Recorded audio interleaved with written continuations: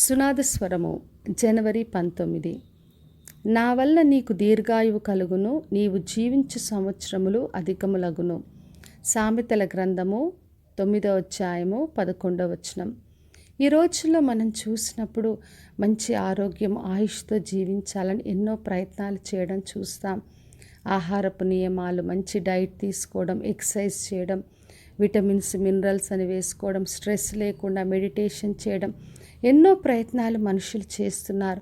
అయితే మనం ఎన్ని ప్రయత్నం చేసినా అది కొంత మట్టుకు మనకు సహాయం చేయగలవు.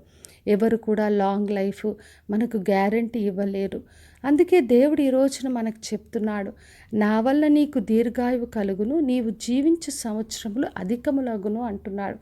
మరి దేవుని వల్లనే మనము జీవించే సంవత్సరాలు అధికంగా ఉంటాయి. దీర్ఘాయుతో, లాంగ్ లైఫ్తో మనల్ని దీవించే దేవుడు.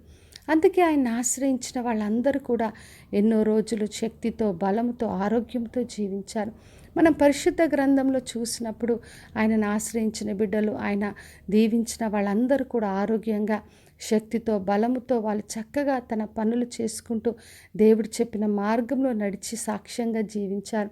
అందుకే వాక్యాలు రాయబడున్నాయి, వృద్ధాప్యంలో చిగురు పెడుతూ కూడా సారంగా, పచ్చగా ఉంటారన్నది దేవుడిస్తున్న వాగ్దానం.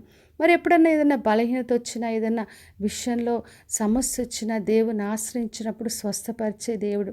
మరి రాజైన హిజ్కియాను మనం చూసినప్పుడు ఆయనకు మరణకరమైన రోగం వచ్చింది. అప్పుడు కన్నీటితో దేవుని ఆశ్రయించి వేడుకున్నాడు. అప్పుడు యెహోవా దేవుడు ఆయనను స్వస్థపరిచి 15 సంవత్సరాల ఆయుష్ను పొడిగింపచేశాడు. మన దేవుడు మనకు ఆయుష్, ఆరోగ్యం ఇచ్చే దేవుడు, మన సంవత్సరాలను పొడిగింప చేయగలవాడు. అందుకే ఏది కావాలన్నా ఆయనను ఆశ్రయించాలి. మరి యేసుక్రీస్తు అందరినీ స్వస్థపరిచాడు. ఎన్నో రోగములు, వ్యాధులను ఆయన విడిపించాడు.